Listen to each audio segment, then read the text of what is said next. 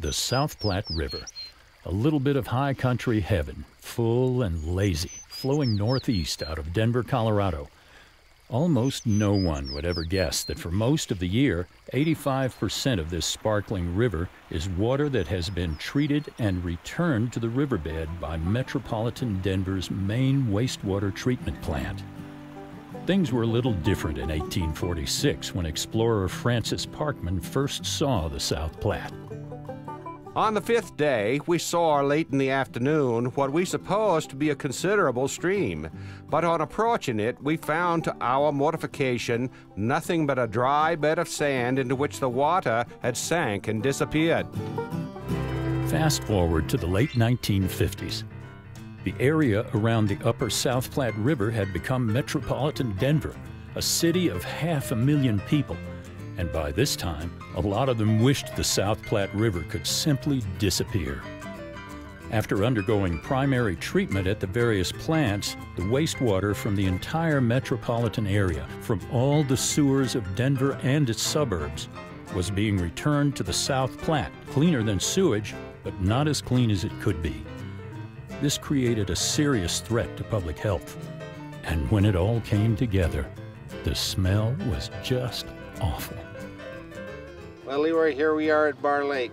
Remember growing up in the 50s and 60s when we couldn't even go outside because it smelled so bad? Yeah, I remember, Joe. It was terrible. You know, coming, trying to play games or even just being outdoors, it was so bad. Mom used to call us to get inside because it was so bad. In 1961, a group of civic-minded residents from Denver and its suburbs came up with a long-term vision for metropolitan Denver wastewater management that would make history. There had been talk about ridding the South Platte River of pollution for several years, but this plan for Metro Denver was unprecedented in Colorado. The late Gail H. Doc Gilbert, a former mayor of Arvada, explained it this way. With all these people there, we decided, well, the thing we have to do is to get us a great big sanitation district here that will cover everybody. On May 15, 1961, representatives from Denver and the suburbs met at the Colorado Health Department and formed the Metropolitan Denver Sewage Disposal District No. 1, a long name for an untried new idea. This new entity brought Denver and its suburbs together to form a large special district whose mission was simple, but far from easy. Treat sewage affordably for the whole metropolitan area. They were a rare and creative group united for the common good. The first order of business was to build a big new wastewater treatment plant. It would connect a system of sewers and small, inefficient treatment plants and unify them into one system that would bring the wastewater from all over Denver to Metro's plant for treatment. At a cost of nearly $20 million, which was a breathtaking sum for the times, the new plant was widely hailed for ushering in a new era in wastewater treatment for the Rocky Mountain West. Groundbreaking took place in September 1964. And it was around 5 o'clock, the water reached the bank, and at that point, water was lapping in the middle of the bank. If it had gone up another 2 inches, it would have flooded the site. And the site was one great big hole dug up in the ground. And there were 2 machines working, and they were on the bank digging. I said, "What are you doing?" The guy says, "Well, I'm just trying to build up the bank so it doesn't flood." I said, "Get out." "Well, you still can." And the same guy, the second one, was the same thing. The water never passed that point. It never came up those extra 2 inches. By late 1966, limited treatment trials were underway. Following thorough testing of the entire treatment process, by May 1967, the Metro District was collecting and treating wastewater from most of the metropolitan Denver area.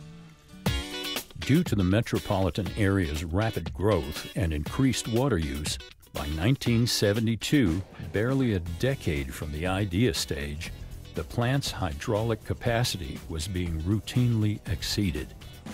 the capability to treat 100 million gallons of wastewater a day was not enough. Under strong leadership from the district's board, plans got underway for a new treatment plant to be built on the site beside the original plant.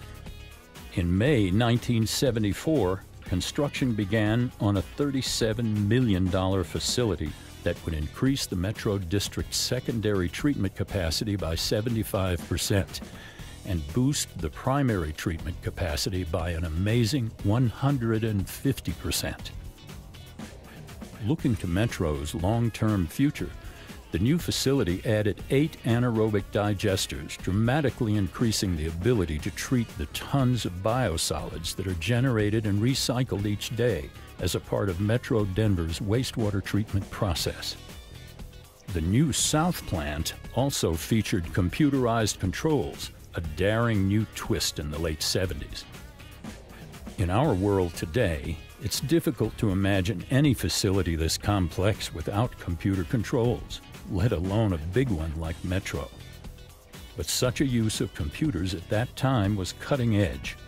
So much so that in the years that followed, the South plant would become a tour destination for worldwide wastewater enthusiasts.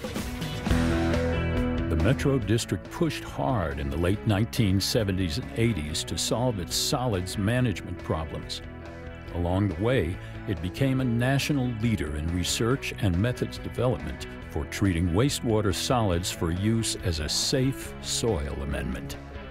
During this period, Metro also developed a way to produce a high-quality home-use compost product from its biosolids.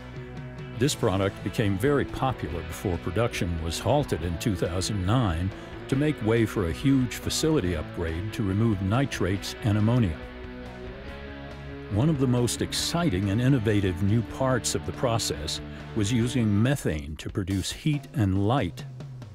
Formerly, as an unrecycled byproduct of treatment, methane was simply burned off.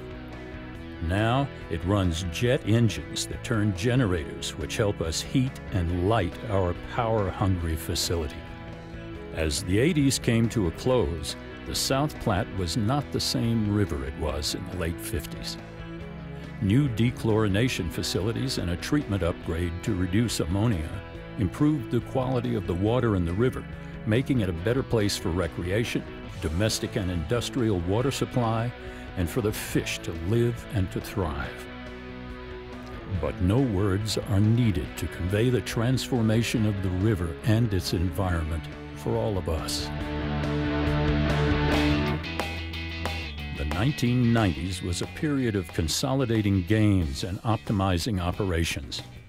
Under District Manager Bob Height's leadership, the district became adept at using science to guide decisions and gained national recognition for the improvements made to the South Platte River. With a new approach came a new name. Somehow the old idea of being a sewage disposal district just didn't fit with what really takes place here. The Metro Wastewater Reclamation District. The new name reflects a genuine change in view of Metro's mission. Now is the time for water reclamation and best use of the byproducts. Metro employees have flexed their muscles and showed their expertise, racking up years of perfect operational performance. They earned national recognition across the spectrum of the complex treatment process. With science as our guide, planning studies showed that a massive construction program extending well into the early 21st century was going to be required. In 2011, the $67 million North Secondary Improvements Project was completed, a year earlier than the forecasters had predicted, and smack dab in the middle of the district's 50th anniversary year. And right on its heels, the South Secondary Improvements Project will join the North to remove even more nitrates and ammonia from the now thriving South Platte. As Metro begins its second 50 years, preparations are underway to build our first satellite treatment plant. Situated just north of Brighton, Colorado, this highly sophisticated 24 million gallon a day treatment plant will carry on Metro's tradition of protecting public health and the environment at a price the ratepayers can afford. Well, Leroy, it's been wonderful working here at the district for 40 years together. You bet, Joe, and I'm sure glad that we played a big part in cleaning up the river and getting rid of that big stink in Bar Lake.